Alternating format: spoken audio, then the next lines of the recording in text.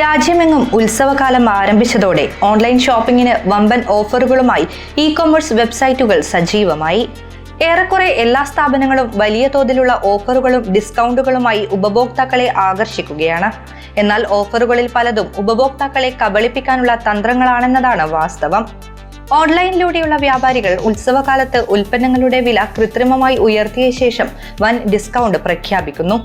ഉദാഹരണത്തിന് 1000 രൂപ വിലയുള്ള ഒരു ഉൽപ്പന്നം 1500 രൂപയായി ഉയർത്തി പിന്നീട് വമ്പൻ ഡിസ്കൗണ്ട് എന്ന പേര് നൽകി 1000-ന് തന്നെ വിൽക്കുന്നു.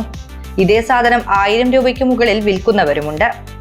ഓൺലൈൻ ഷോപ്പിംഗ് പ്ലാറ്റ്ഫോമുകളെ അനുകരിക്കുന്ന വ്യാജ വെബ്സൈറ്റുകളും ഉപഭോക്താക്കളെ കബളിപ്പിക്കാൻ സജീവമാണ്. ഡിസ്കൗണ്ട് വിലയിൽ വാഗ്ദാനം ചെയ്യുന്ന ഉൽപ്പന്നങ്ങളിൽ പലതും വ്യാജമോ താഴ്ന്ന ഗുണനിലവാരമുള്ളതോ ആയിരിക്കും. ഉപഭോക്താക്കൾക്ക് ഓർഡർ ചെയ്തതിന് വ്യത്യസ്തമായ ഉൽപ്പന്നമാണ് ലഭിക്കുന്നത് എന്ന പരാതിയും വ്യാപകമാണ്. ഒരു ഉൽപ്പന്നം ഓൺലൈനിലൂടെ വാങ്ങാൻ ആഗ്രഹിക്കുമ്പോൾ ഡിസ്കൗണ്ടിന്റെയും ലാഭത്തിന്റെയും വലയിൽ വീഴാതെ അതേ ഉൽപ്പന്നത്തിന് പൊതുവിപണിയിലെ വില എന്താണെന്ന് അറിഞ്ഞിരിക്കണം.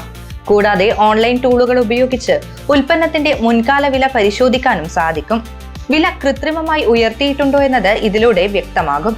അറിയപ്പെടുന്നതും വിശ്വസനീയവുമായ ഷോപ്പിംഗ് പ്ലാറ്റ്ഫോമുകൾ മാത്രം ഷോപ്പിംഗിനായി ഉപയോഗിക്കുക. വലിയ വിലയുള്ള സാധനങ്ങൾ, പ്രത്യേകിച്ചും മാർക്കറ്റിൽ ഡിമാൻഡ് കുറഞ്ഞവയാണ് ഡിസ്കൗണ്ട് മേളകളിലൂടെ പ്രധാനമായി വില കുറഞ്ഞ് ലഭിക്കുക. അല്ലാത്തവ കൃത്രിമമായി വില ഉയർത്തിയതും നിലവാരമില്ലാത്തതുമാകാം.